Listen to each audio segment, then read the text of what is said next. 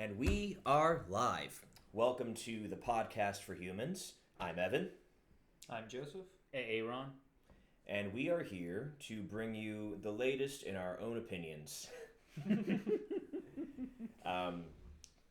This is our first episode back at it in a while. Former member has decided to pursue other projects, and we wish him the very best in his journey. Indeed. Today we're going to be talking about something that has been weighing heavily on our minds, both here at the podcast and also on the minds of people all over the world, Afghanistan. Yeah. And my drink is being attacked by ants. All right. While I'm handling that, you can introduce Pineapple Express. Anyways, Afghanistan, everyone knows what's going on with it. We officially left. Every single American personnel has left Afghanistan. We have left it to the Taliban, essentially. Now other countries have begun to essentially take over the country of Afghanistan, including Russia and China. The issue of us leaving was leaving a power vacuum, which the Taliban filled, and now human rights atrocities are occurring, and there's nothing we can do about it. But 20 years of fighting and shifting the paradigm of Afghanistan has been thrown away in a few weeks. So, to the viewers that have been there, we're curious to read in the comments, if you've lost friends there, or if you know people that have been maimed there, or if you yourself suffer from, PTSD or depression or anxiety or substance abuse in connection with horrific events that you or others have suffered. Please share that with us if you're comfortable. That's definitely something that we'd like to know about, and we want to share your story. Yeah. With Afghanistan, it's more of a recurrent pattern for America to do this. If you look back in our history, we destabilize a lot of countries and then we just leave. And then we just don't talk about it anymore. We talk about it, but more so we give reasons we were there. Vietnam. What happened with the Taliban recently was they moved far too quickly than America actually planned. They didn't believe the Taliban were ready for this type of shift, and they were. Just like Tet Offensive in Vietnam, the American government didn't actually believe that the Viet Cong, had the capabilities to invade the entire country at once, which they did. Taliban, same thing, except they weren't fighting American forces because American forces were pulling out. President Trump initiated this, began to negotiate with the Taliban, saying we will get out, and then Biden pulled out entirely. Some might say it was haphazardous, others might say it was needed. Well, one thing we can know for sure is the fact that America does this all the time. This is something that we just do. We leave our footprint all over the world. Is it right? That's not what I'm saying. I'm just saying this is what happens. And I don't understand why people are so shocked with what happened, because our history shows this is what we do. I think we're in an interesting time where people are starting to realize that, though, because I think in the past people started to question it and then they were shut down because then the government would just say, no, what are you talking about? Because, that was also at the time, Vietnam, you got MK Ultra, you got all sorts of stuff going on, and they would just deny all of it. Look up MK Ultra, and they bought it, and they bought it for 50 years, until now, where people have been, because especially with the pandemic, with people being inside and just like conspiracy diving down rabbit holes for a year, like people are much more willing to be open to things like that, where now we're looking and we're saying, okay, like we're actually trying to sort of take accountability or keep our government accountable to an extent, as much as we can within ourselves, and we're recognizing, hey, what was the point of this last 20 years? What did we do that was good? What did we do that we didn't need to do? And we can start looking at it and say, like, hey, let's not do this in the future. Whereas I think in the past, it's been too shrouded in mystery and just like Not that there's a lot of good communication now. Yeah. But I think there's more demand for it. So I do think you brought up a good point, though, because what did we do good? There are some good things that happened. So women's rights were advanced a great deal in Afghanistan during the time that we were there, during the time that the U.S. military and government were stabilizing the country. So that gave the Afghan people taste of freedom that they had not known before. So maybe that will play in our favor. Mm-hmm. I mean, the fact that there's women that were protesting even after the Taliban had taken over or started to take over, once we were all centralized into HKIA, there were women that were still protesting and saying, "Hey, we want the right to like have free speech." There were some resistance forces that Yeah. formed. I'm not sure what happened to them now, but probably nothing good. Yeah. But it was just the fact I'd certainly be hiding. Yeah, it's not smart to fight. The Taliban are numerous, and it would be a futile fight. But if they have resolve, they can create another insurgency inside of there. I do want to say, it's true that America has a track record, you know. Yeah. But at the same time, the way that this happened was exacerbated by the situation itself and the way that it was done. Because there was a plan, there were plans. Granted, we don't know how well they would have worked. Well, it was conditional. Yeah, but there were also, like, there were plans. There were legit things that people were going to do. There was like, hey, this is what we intend to do, and this is how we're going to make it happen. But then when the administration shifted, there wasn't a lot of talk about this, and it was kind of just like, oh, hey, it's time. It was a political move. Yeah. It wasn't really a something that we wanted to do per se to help. It was, I said I would do it, and I'm doing it, but he did it he did it super quickly, no preparation. And the other thing is that the fact that, you know, we don't know how true these are, but like even Russian government were saying that they saw and confirmed that the Afghani government officials were seen fleeing the country in a helicopter full of cash or something like that, after telling them to stand down. There were like, Afghani elite kids that were like Instagramming them leaving the country. Yeah. It's just the way it is. But they were telling them, there's videos of them telling the soldiers to stand down, and they're like, no, like, I don't want to give up my country, like, I want to fight and stuff like that, and they're insisting that they stand down. So, like, there's a lot of factors going on here. I don't know who paid them off to tell them, like, hey, just stand by and let the Taliban take over. I don't know, but, like, there were definitely a lot of factors in the way this played out, too. So let's talk about what we think we know, right? So Trump, as you said, then President Trump was negotiating with the Taliban about a conditional withdrawal. Because make no mistake about it, Afghanistan has a nickname, and it is the graveyard of empires. And every nation/empire that has ever invaded Afghanistan learned that lesson. and now we're learning it. When, you know, we refuse to listen to history, so now we have to learn with a body count, which is tragic. So, Trump, conditional drawdown. Under President Biden, the deal was, hey, all U.S. forces and personnel out of the country by 31 May. We bypassed that, and then suddenly, you know, it must be 6 weeks ago by now, that we pulled every person out, every military person out, in the middle of the night, and the Afghan commanders were not informed of this, so they wake up the next morning and they're like, where's America? The only problem with that is we have diplomatic staff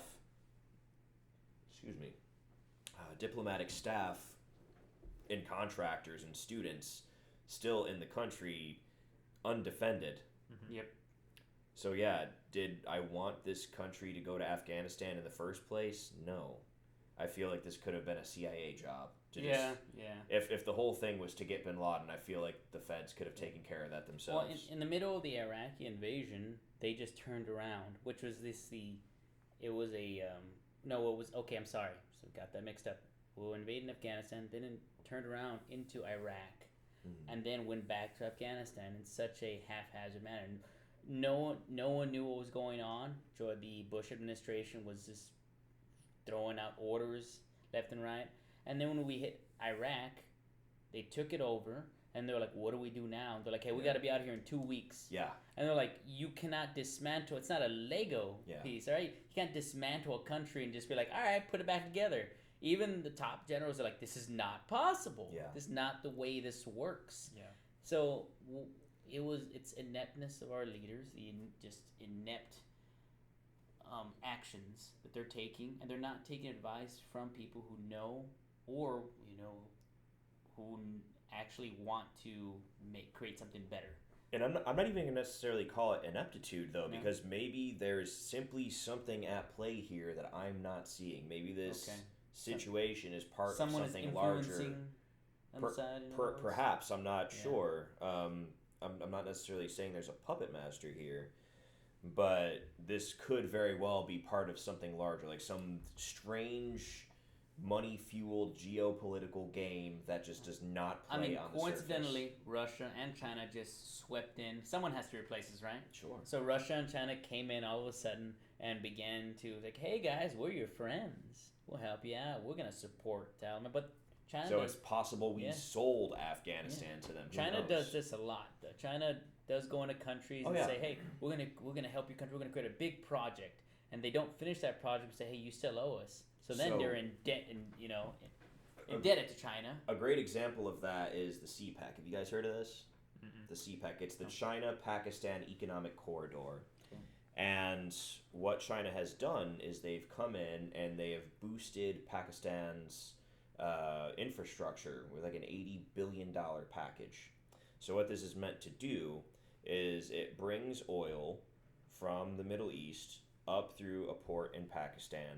China has built roads and internet and electricity going all the way through to China so they can get oil from the Gulf into China straight through. But now Pakistan is in debt to China. Forever. So one way to look at it is Pakistan is like China, or it's China's Israel. Yeah. So it's a foothold. Yeah, we need to be keeping a close eye on China. The fact that they're buying land in America, they bought land in Texas. Pretty much, they're buying land everywhere. Wyoming and stuff. It's very strange. What are you doing? Why? And they came out well, it's not China. No, it's separate Chinese billionaires that happen to have ties to the communist government. I'm just gonna state some facts. Yeah. Right. So COVID came from China. Yeah. It did. They also make. We talked about this a couple weeks ago, but they also make the majority of the items that we find in the stores that stayed open during the pandemic, like Walmart, Target, stuff like that. Okay, then they start buying our land, and then they're sneaking in and getting in with Afghanistan. They're pretty much in control of North Korea. They got Hong Kong. We got to be keeping a closer eye on China. China. Well, can China even be blamed? We're selling it to them. I know.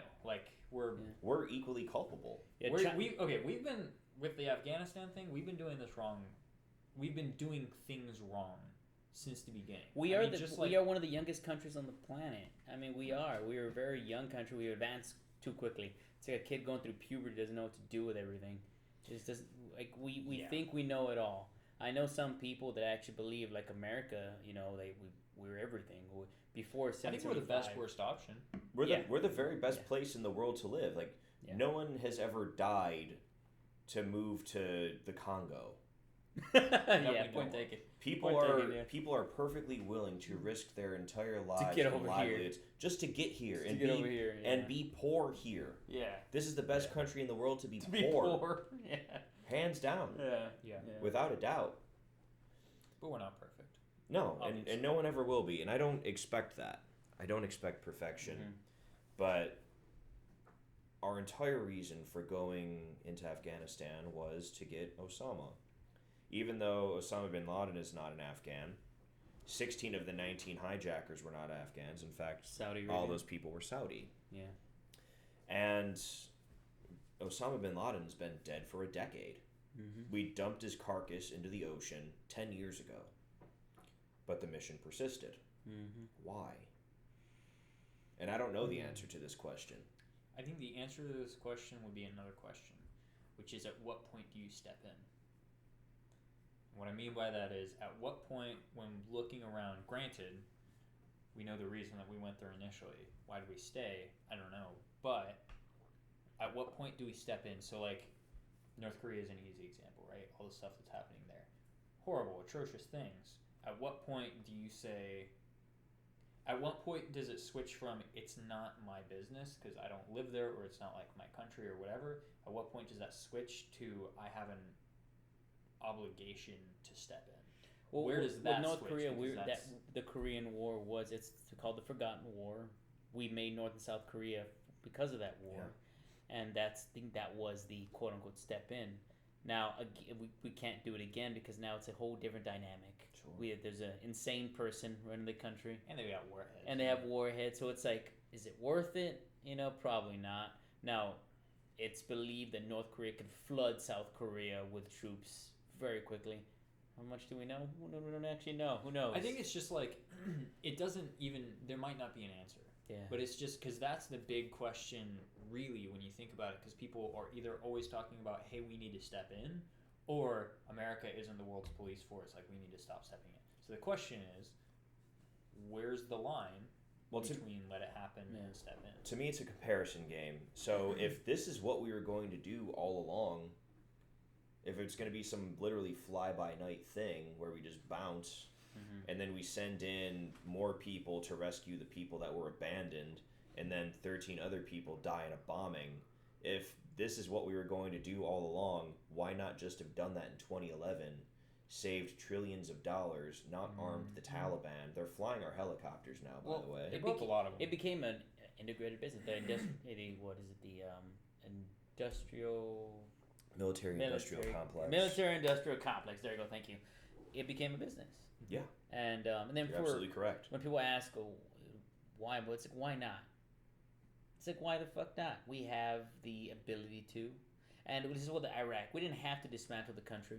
We didn't have to kill all his sons and hang him. But we just wanted an example. We didn't have to do any of that. It was ridiculous. But why not? We had the manpower, and we pushed through. We dismantled the country. We took over just to pretty much say, yeah, we did that. Yeah, I think it was more of an example. Now, is it the right thing to do? No. I know it was horrible. And we sold most of the oil rights to China, which is ridiculous. But we sold most of the oil rights to China. Who makes most of our shit? China. And most of the plastics are made out of petroleum, which is oil. So China can keep making our shit while they get all the oil. But it's a business, sadly. Between banks and power struggles, if the best we can hope for is worldwide supremacy that is a stalemate with China and we don't mess with each other, we just hold that equilibrium and that's the best we can do, fine. Yeah. I think that's what's happening. I prefer that to the chaos. I think that's right, because a world war won't do anything good. It would decimate the planet. We'd push ourselves into extinction. That would be the end of human life. It would be stupid. I think. And then it would be road toads. China knows that. Yeah. Road toads. China knows that. We know that. The governments know that. Russia knows that. They're like, all right, let's just. I feel like that's why they're sneaking. China's just been sneaking their way. I think they're gonna just like they'll take charge, and we won't know until like the next week, and we'll be like, wait a minute, what? Yeah. Everyone's going to learn Mandarin now. Yeah. Well, I mean, that's already happening. Yeah. Kids in American schools are being taught to learn Chinese. That's interesting. Really? It's very interesting. Yeah. I didn't know that. Mandatorily? A friend of mine, their kid is in, like, Chinese is their school's alternate language. That's the only one, and it's mandatory? I'm not sure it's mandatory. Like, you have to take an alternate language. Before it was French, then it was Spanish in some places. Yeah. It's Chinese. Well, yeah, you could learn French, Spanish, or, sometimes, like, German or something. Yeah. But now it's Before Chinese. It was Latin. Yeah. Oh. We had Latin for a little bit, and we just had French and Spanish, but interesting. Yeah. Huh. So it's almost like we're being taught to serve a new master. I don't know. They've actually already sold America. That's why. Yeah. Yeah. They own so much of our debt. Yeah, it's ridiculous. At one point we owed Japan more, which is pretty funny. I don't understand how. I guess because we bombed them, but yeah. I could see why we owe Japan a little bit of cash here and there. It's like we bomb them, rebuild their country, and then they repay us with tentacle porn. It's something, though. It's something. All right, I'll take Neon it. Genesis Evangelion is sick, though. I love that show. It's just a really old deal in the making. So it was like 40 years ago, and they're like, "You're gonna draw what?" Well, I do remember though. I was listening to some. I don't remember where I heard it, but they said China is in revenge mode right now. China's been taken advantage of from everyone. everyone has taken a piece of China. Everyone has taken advantage of them in some way, shape, or form and hurt them. So now they've really turned the tables. I don't see that as necessarily the case though, because they traffic. The what? Said who hurt them? All the girls they traffic. yeah, Oh, Japan. all the Uyghurs that they kill. Japan, England. And no, I'm not saying it's good. I'm just saying for them, they're like in revenge mode. They are now going after everyone else. Now you did this to us. Now you can't touch us. Which we're watching them commit genocide, and we're like, we can't. But they're not the only one. It's the thing. The entire world is just full of these tyrannies that are just horrible, full of terrible things. And I mean, like, we pick and choose, right? Yeah, we do. But I don't see China as necessarily this thousands of years old civilization. They view themselves that way. Mm-hmm. But I think that during the Maoist revolution, that was a hard reset. So like the China of yesteryear, goodbye. Now there's something new. Yeah. They have a very interesting history, for sure. But China right now, they are mobilizing. Oh yeah. And they are moving in multiple ways, not just militaristically. It's very alarming. All we can do is be aware of it, because a lot of Americans have no idea what's going on. The operations that are happening, the psychological operations, the political operations that are happening that we don't even notice. Like the mobilizations that are happening in the China Sea, incurring into Taiwan and Hong Kong. Facebook and Instagram, they're the bots. They're just planting themselves in these little political arguments and triggering people. Especially during the beginning of the pandemic with all the protests and stuff, there would be they'd create these events in like it was like somewhere in Texas. They made like an event for like Black Lives Matter, it's for a protest, and then they also made an event at the same place at the same time for it was like just Proud Boys or some shit. Who knows who was doing that? But it is a massive operation to create a polarized nation. China spends $10 billion a year on trolling. Yeah, that makes sense because they have whole rooms of people troll on farms. Computers, troll farms, just messing with you. These are people that have a good enough understanding of American vernacular and culture that they know exactly how to push buttons and drive people to literal violence and murder. On both ends, they're conservatives and liberals, and then they find this one extremist person, they mimic them tenfold, and then they create multiple profiles and they start poking at people. And they get in arguments. They want you to get in the argument. Yeah. They want you to start yelling. They want you to start screaming. And then they want you to walk outside and do the same to an actual person. Yeah. And then next thing you know it becomes a bloodbath all around the country. This is a problem, and we need to be more aware of it. So this right here sort of cuts to the heart of one of the main purposes of this podcast, which is to get people to think for themselves. And yes, listener, that means you too. There have been so many times where I and many others have thought I was dead right about something and I was just being prideful. I wasn't willing to be wrong. The position meant nothing to my own life and well-being, but I was just invested to holding it because I believed it was my opinion, that I had formed it through reason, and that simply wasn't true. I had been fed my thoughts through an organization that is funded possibly by nefarious actors, and taken to its furthest extreme, maybe I'd be a person in the streets holding a sign willing to bash in someone's head with a bike lock. But I now see that that is not the way, and politics is a game and news is propaganda, and we can free ourselves from this, or we can be a slave to it. But who wants to be a slave? Turn off the TV, read a book.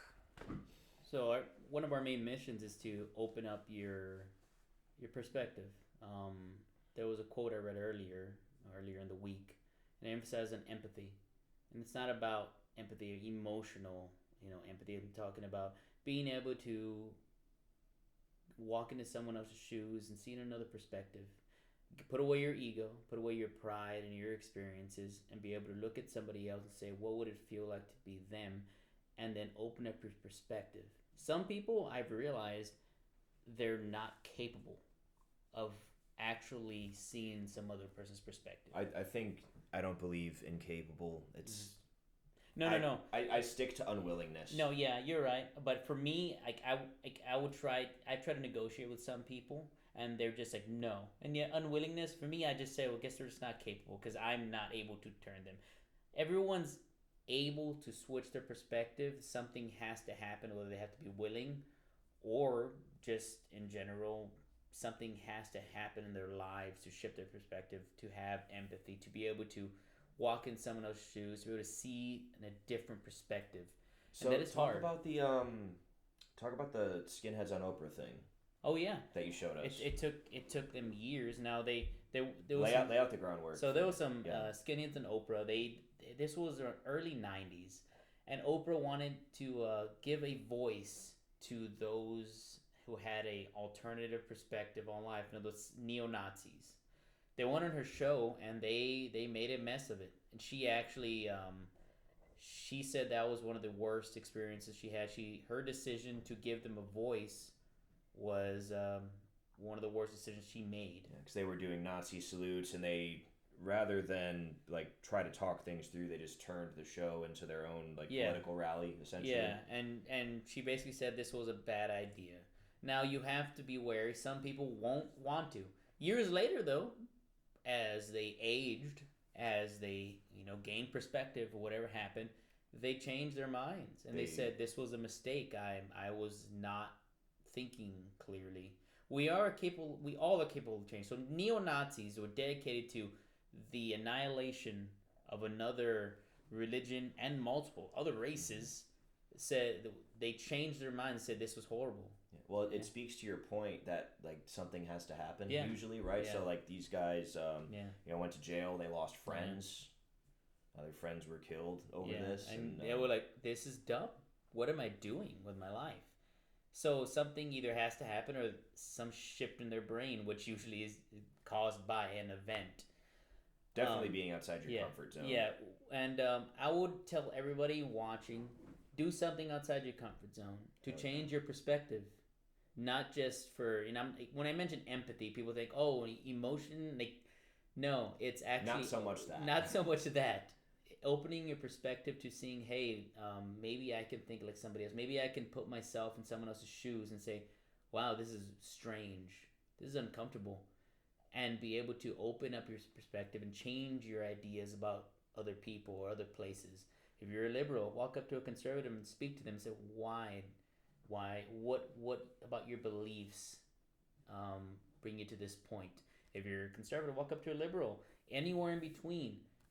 Stop picking sides.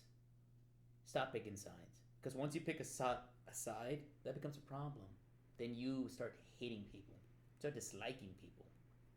I'm not saying, find the most dysfunctional humans and let's hang out with them. No, there's a difference. This is a complicated subject. What I'm saying is try to understand people and understand other ways of life other than yours and other ways of thinking other than yours. So what do you think about political tribalism, Joseph, to follow his point? The whole notion of picking sides. I think political tribalism... I think the idea of separating politics into different parties was good at the beginning because at the time people weren't as educated in a unanimous way. So at the time people didn't have the kind of access to education where you could think for yourself.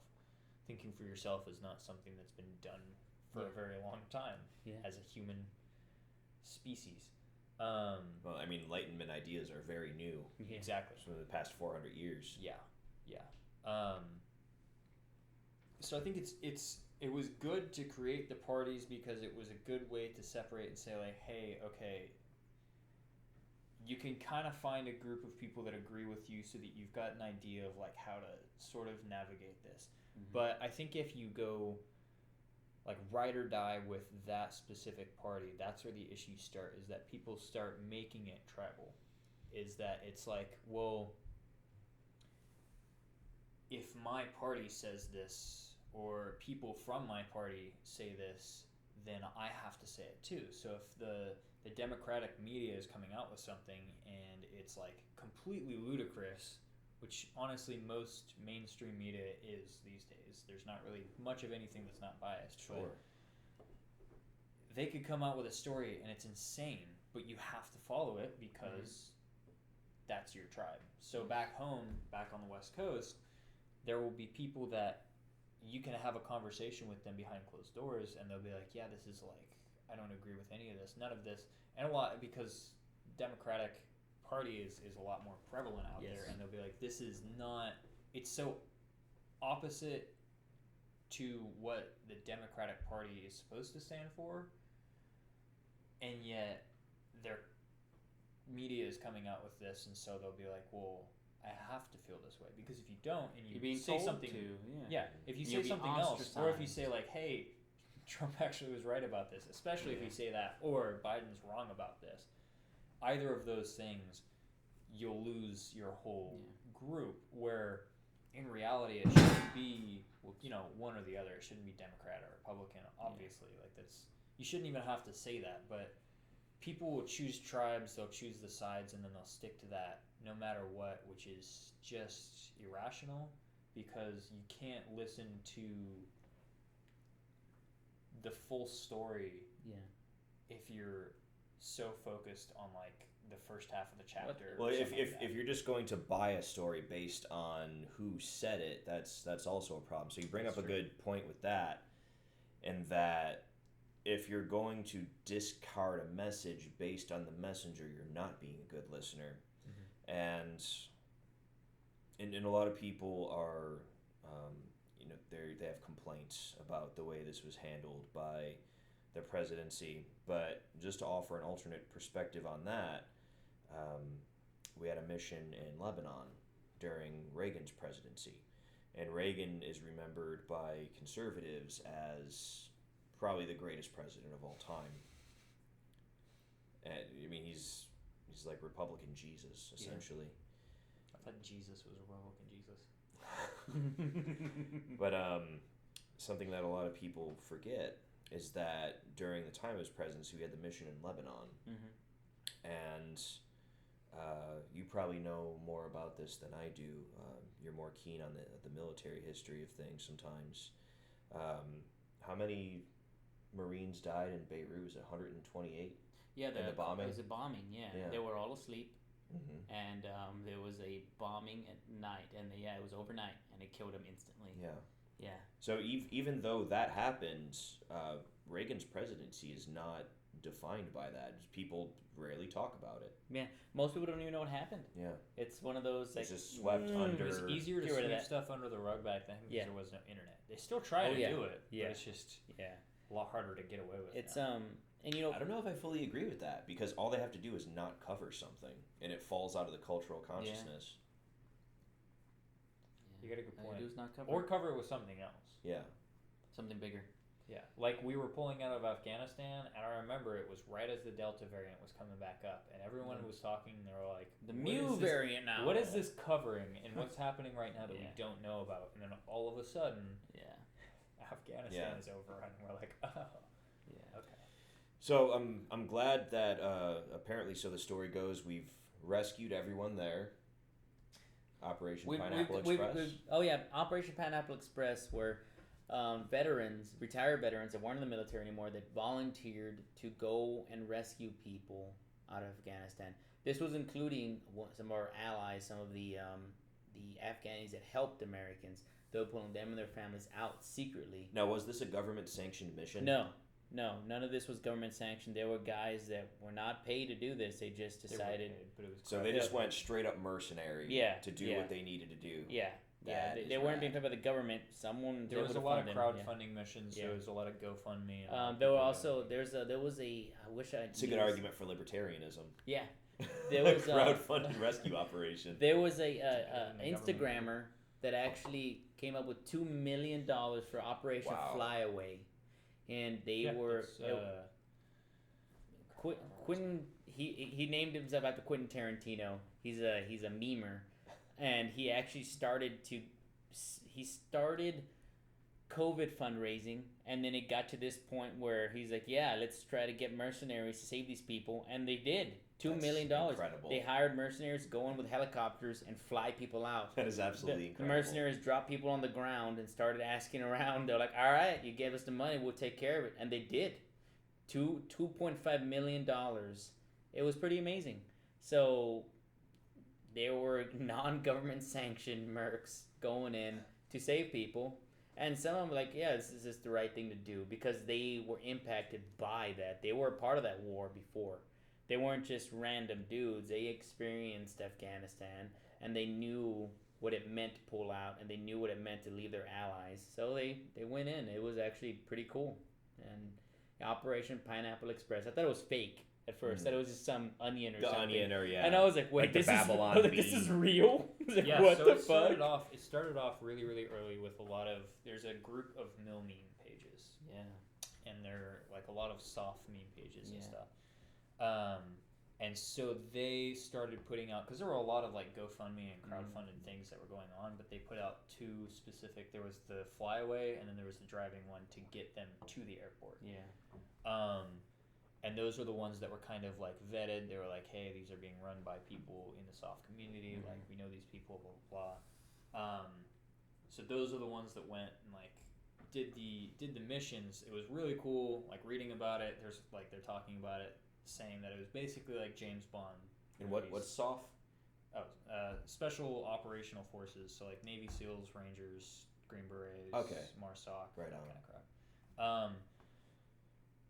But they were talking about it, or like in interviews and stuff like that, saying like it felt like it was a Bond movie because it was they're using like code words and stuff like that, so they'd be like trying to sneak these people past these Taliban checkpoints.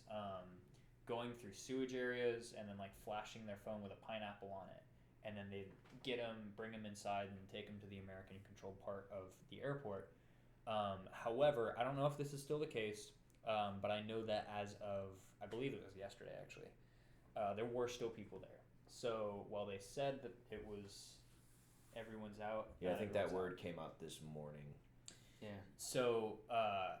The only reason that I say that, so I guess take this with a grain of salt, but the only reason that I say that is because one of those pages that helped kind of fund all of this was saying like, hey, can anybody get me proof that General, I don't remember their name, I think it was Major General something, was like not Donovan? the last, something, was not the last boots on the ground. Like, because that was what was said. Yeah, there was a photo of him walking into the C-130, an NVG photo, and they said this is the last person. Yep.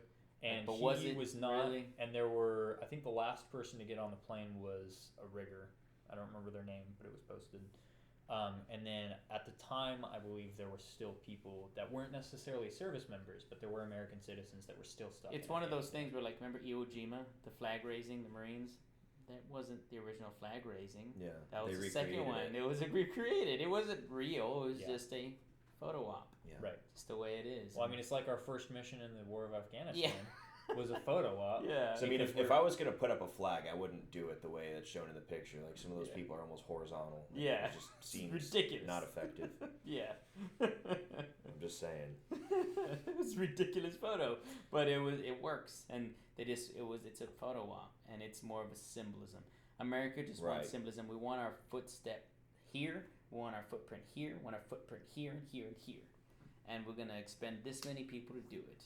So everyone will remember what the fuck we did. Yeah. It's ridiculous, but... It's that whole expenditure of human life that I really take issue with. I mean, like, if you want to waste money, fine. Like, money is just stuff. Money is a tool. Sometimes it's just a number in a computer. In fact, that's mostly what it is. The comparison between paper currency and digital currency is fractions of a percent. Like, money's not real, really. But what cannot be replaced ever is a human life. And I know I covered this in a short, but we lost 13 lives in a bombing by ISIS-K. And, I mean, who knows what unholy marriage is going to happen between them and the Taliban if they figure that they can work together. But now that we're out, we can't go back. Yeah. Because and I can only imagine how hard this must be for people. We addressed this in the beginning of today's episode. People that spent years of their life there and lost body parts and friends and their sanity, only for it to end like this. I mean, I can't imagine it. Yeah, and it's to a point where, we can't go back. But it was like just like Pineapple Express and Operation Flyaway that happened in Vietnam. Mm-hmm. Literally the same things. There were clandestine operations to sneak people out that needed to come out that helped America. They weren't. The people just refused to leave them there because like this is not right, and they needed cash to do it naturally because I mean it's hard to fly helicopters and drive buses and fuel up boats for free. You can't. You need the cash, and it's just like Vietnam. It's all just repeating itself. Yeah. And it's sad, but it's just the way it is. Now, should it happen? No, but I'm not, one to be able to say, hey, this is how you don't do that. Yeah, I don't know how to solve this problem. Yeah, I don't but either. What I do know is that people are upset and people again are taking sides and people are making some very stiff statements which, after losing one's child, I'll never tell anyone how to feel. Mm-hmm. But the mother of one of the Marines accused the presidency of murder, which I'm not saying I've never heard that before, but it's not something I expected to happen in this administration. I didn't think it was going to go down this way. I did. Yeah. I figured that to be honest, I thought he was going to start another war, but I figured there was going to be something. I mean, it's still early. It's still early. We can go to war with a lot of people right now. Yeah, we got the whole world, man. We got the whole world, baby. That's America's. That's our motto, man. Who can we go to war with? We can invade anyone we want. Within 48 hours, we can have Marines on the ground, and the army will flood in afterwards. We can invade anybody right now. The doors are open, and we have everyone back home. It's amazing. In a weird way, I think that's kind of how it is, though. Yeah. If you're high enough. Like, if you're high enough, if you're an officer, it really kind of is just a game. It's like, who can we invade now, Because it doesn't affect them. Pieces. Yeah. You're right. It's fucked up, but that's, Yeah. So we don't know what's going to happen. We don't know what war will, pop up next. But it's officially over in Afghanistan. It's going to be Zimbabwe. Zimbabwe? They're getting it. You think so? Wow. No. You think so? Really? Like, what do I not know about this? Well, I mean, I sort of... Fuck this place specifically. I sort of view America's history in the past 60 years as like a reality TV show. So now it's time for like the surprise season. Canada. Season. Yeah, Canada has had their time. Who is the guy? There was a comedian. Manifest Destiny is like coming back. 20 years ago. He's like, you know what, Canada, it's your turn. We're going in there. Or no, it's Turkey. They talked about invading Turkey. Oh. It's like we're taking over Turkey. No, they talked about Canada invading Turkey. That was the surprise. That was like the surprise twist ending. That would be hilarious. Cause it's like we're taking over Turkey. We're renaming it Chicken. What do you think about that? Canada, we're sorry. It's true. They'd be left because if we had nuclear war, Canada would just be there. And Canada always supports us in every war. So we'd be like, we gotta help them. We gotta help them. So we're like, we gotta. They help us with everything else. Canada, what have you done? Like, what have you done? All right. Let me make some phone calls. Like, we'll make this work. Drop some Green Berets in there to keep, not too many guys. Just enough. Just a few ODAs. We, as individuals, cannot influence geopolitics. We can't influence what the banks do. But there is a choice we can make right here, right now. We could choose love. We could stop listening to the news. We could stop listening to the propaganda. We could stop listening to leaders who don't have our best interest in mind. And we can choose love. And with that, we leave you. Have a great night. Thank you. Goodbye.